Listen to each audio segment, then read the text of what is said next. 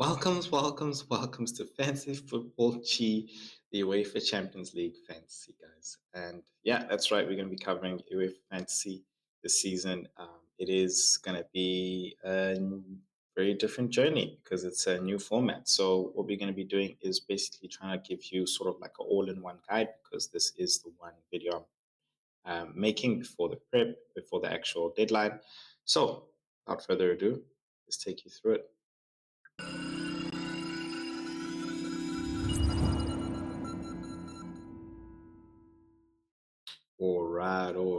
All right. So, to keep things interesting, let's go through my team first. And what we are going to cover is my team picks, players, key players. We're going to go through a bit of my chip strategy as well as my captaincy. Basically just try and cover those important things you guys need to know before the day actually starts. Let's go. As you can see there, starting with the goalkeepers, I've got David Raya, and then I've got D. Greg there from Juventus. Now, of course, he's just my 4.5 million option. Honestly, don't even know if he's going to play, but I just thought, let me just invest in the keepers. And Arsenal do have some very tough fixtures, in all honesty, but I think I'm just being a gunner and really believing in the team's ability. In this new format, really, you sort of have to like win 6 games just to go through and not have to worry about the last 2 games because the format's really changed. So you in this one, when you qualify, the first 8 will go straight through to the last 16. The next 16 will actually battle it out, and then the last 8 just drop out straight. Nobody goes to any other European competition like the Conference League or Europa League at all. So teams here will have to actually battle out in each and every single match. So I feel the Arsenal defense is going to be very tight. And that said, going into the defense, starting on my bench, I've got Timber and I've got Gabriel. And they're going to be ready to step in on the last match day. And I've got Yamal.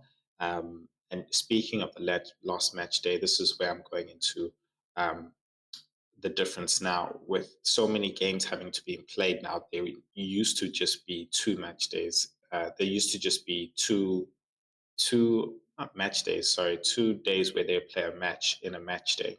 And this is match day 1. Now there's actually 3 days where they play matches. So they're going to be fixtures on the Tuesday, on the Wednesday, and Thursday. So of course, you sort of keep the same strategy as previous in the last season, where it's you want to have options for each specific day, and very similar really to the UEFA Euro, the Euros basically, trying to have options for each and every single day, and that's including the captaincy, which we'll get into later on as to who I'm really captaining on the specific days as well. Cool. So then looking at who's starting in the defense, we have Rudiger there. Of course, I don't think there's anything really to talk about. It's Real Madrid pedigree over there. I've got Macanio. They got a good fixture as well. To start off with, I've put the fixtures down below me. It is basically changing as we go along, so you can actually see who's playing who. On this is just the first match day, quite frankly. So they got Dynamo there playing against Bayern Munich. I think they got a very good fixture there. Now, I put in Timicast there because I'm sort of hoping that there's going to be some sort of rotation. But as you can see, my bench it's got some backups, if it doesn't happen. And they do have AC Milan, which is also a very tough fixture. But I guess I have faith in Liverpool's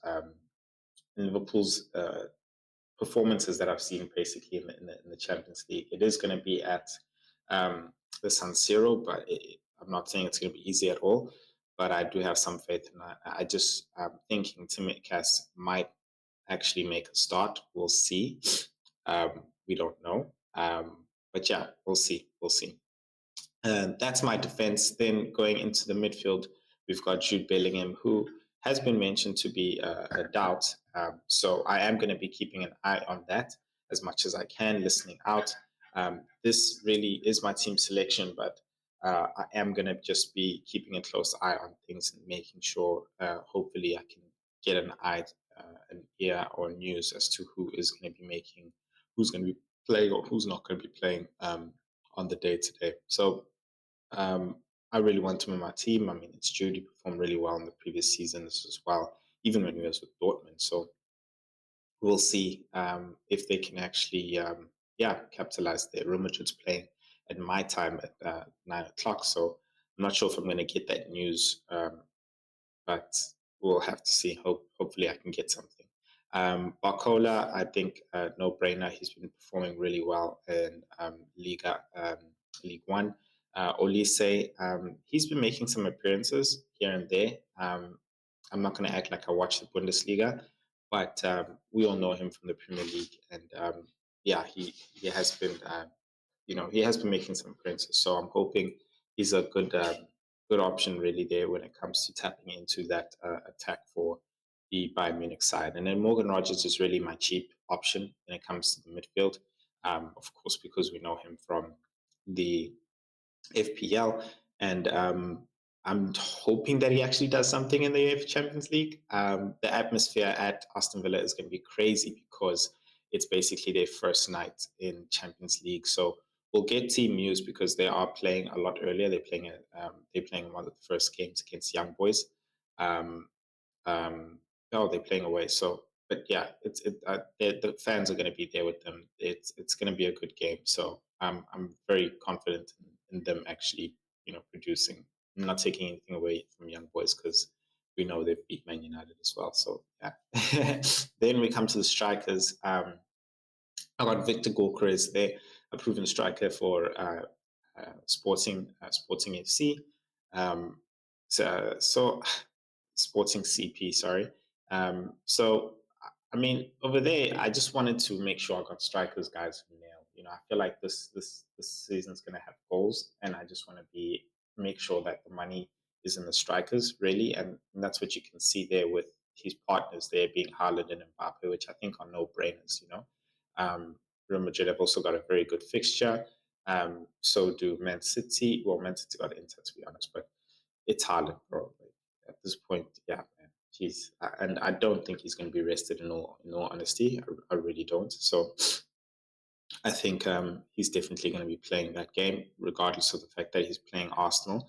But he will be having 4 day rest or so, 5 day rest because it's Wednesday, Thursday, Friday, Saturday. Yeah, 4 day rest, and then he plays on Sunday, so he'll have enough time to rest. They're playing at home as well. It's Harlem's playground. So when it comes to captaincy, Mbappe playing on the first day, that's where my captaincy is going to be going, and then the second day is going to be an Erling Haaland, and then of course the third day I really wanted a Barca pick, and this is when I go to Yamil Lamal in my defense over there at the bottom.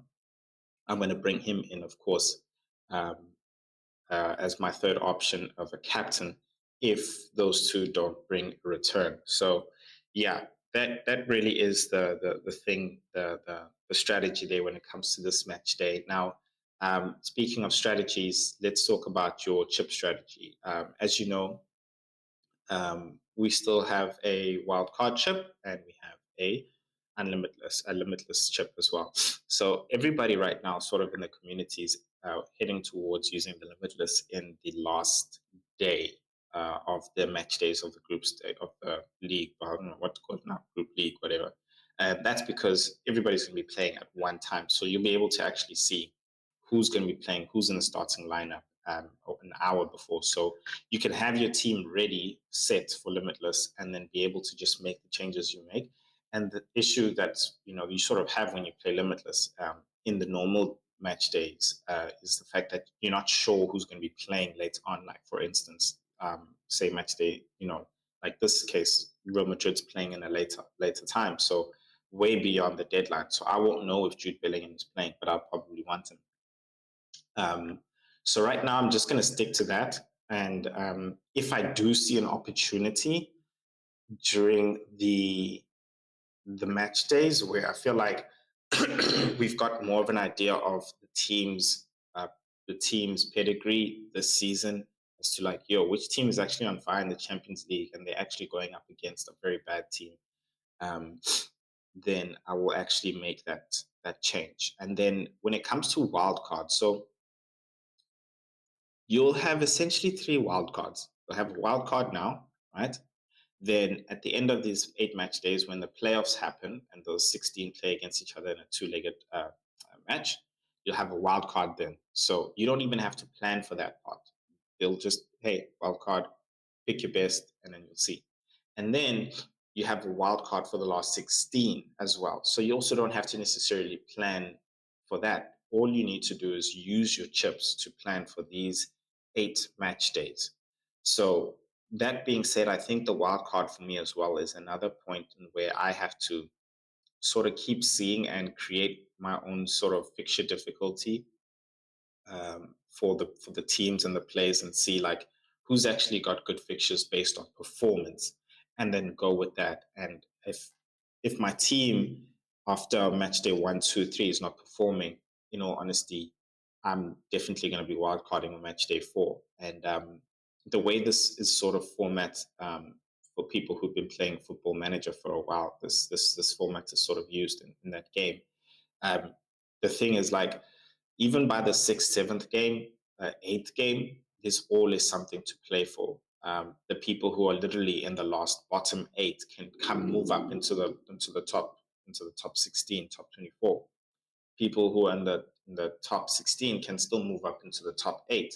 So each team is always going to be playing and really like fighting. So in terms of picks, you should always have your picks of the best players are always playing. But of course, we never know. Real Madrid, um, Haaland, and team, they might honestly just go and win the first 6 games. So, um, yeah, that's me when it comes to my strategy here, my chip strategy. Then, yeah, in essence, I've also sort of explained, how the game works, and what's happening basically as well through that, and that's what I wanted to do to keep you engaged as well. So if you are really loving this, please make sure you hit that like button. I will be covering the UEFA Champions League. I primarily do the FPL, so if you also love that, do that. Please hit that like button, and also make sure you subscribe to the channel. And I'll be making sure I drop content for this every week as well. But yeah, make sure you hit that like button and subscribe. Thank you. But what I wanted to say is the last thing is key fixtures, key players. So I think I'm gonna start. I think I'm just gonna go with the key players, and I think you know the key players really here for me. And this was what I was thinking about when I was picking Real Madrid players. I was like, oh man, Bellingham, of course, Mbappe. There's Vinny Jr., but who do you go for? Because when it comes to penalties, they've said that Vinicius Jr. and I think Mbappe are going to be sharing it. So you kind of like, who do you go for? I think honestly, it's like a spin a coin, but I think both of them have had good pedigree in the Champions League as well. And if you really want to double up both, like in this case, I think you can take out Haaland, but I wouldn't do that. I'll just pick one, and I'd rather go for Mbappe in all honesty. And if you want to be a differential, then you can go for Vinicius Jr. Um, then, yeah, despite Bellingham really being a doubt, I'm still going for him. Nobody's flagged, so it's sort of hard to know whether or not they really are a doubt. Um, but yeah, we'll see. We'll see. When it comes to the defense, I think Rudiger is the best key player there. There are other couple 6 million guys as well. I think I'm going to move on to Man City now when it comes to key players. The issue really there is, as you can see, there's just pep roulette. So you never really know who you should actually be going with. So I think stick to Haaland. If you really want to, go risky or something, and this is what I might do if Jude Bellingham is injured, I might go for Kevin De Bruyne. I feel like he's been performing well in the Premier League. He's had his 90 minutes. He's basically doing well. So I think he's somebody that you can go for, an option you can go for. And in the defense, I'd go for Ruben Diaz because he didn't play in this previous match day. So he's definitely going to be playing there as well. what I might do when it comes to the goalkeeping department is actually maybe not invest in Raya. And I say that because I'm tripling up in Arsenal technically in the defense. And Timber really for me is, I think he's definitely solidified in the team as that left back player, and he's 4.5. So to me, that's a key player when it comes to saving money and being in a good team. Rico Lewis is also 4.5, and he's an option you can think about, but I wouldn't because Kyle Walker, I think, is back. And I think he's going to have minutes in this specific game. So he's another player that's also a key player in the defense there, and he's the captain. So I think he'll be playing now. Going to Bayern Munich, Upamecano, definitely at 5.0. Another player, of course, is in the strike force. You've got uh, Harry Kane. Clearly hate him because he's from Spurs. But I've got a Harry Kane. He's also a nice thingy. The thing there is like Harry Kane plays on the 17th as well on the second day. So it was really him or Mbappe, and I'd really rather spend that 0.5 on Mbappe and Real Madrid. They have a very good fixture. In fact, probably even better than Real Madrid's fixture.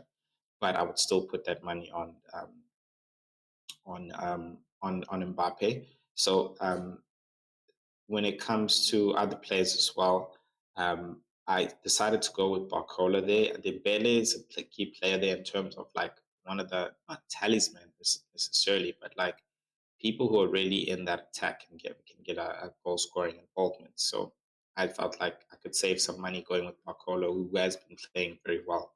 I think he's a very good key player when it comes to picking from PSG as well. Um, sorry, like weather's been cold and bad this side. Yeah. Um, cool. I'm gonna wrap this up because engine is yeah. I'm gonna wrap this up because things are happening on my thing, but on my side. But yeah, guys. That is basically it for today. I hope you guys are gonna have some fun. I know I'm gonna have some fun. I will be honest. I'm not no all and be all, but I will be doing. I will be keeping up with the content. So yeah, if you want to check out more of my other content, then I think it's the site. Yeah, check out some of my videos over here as well, which you might love on the channel. And please make sure you like and subscribe. And I'll see you guys later.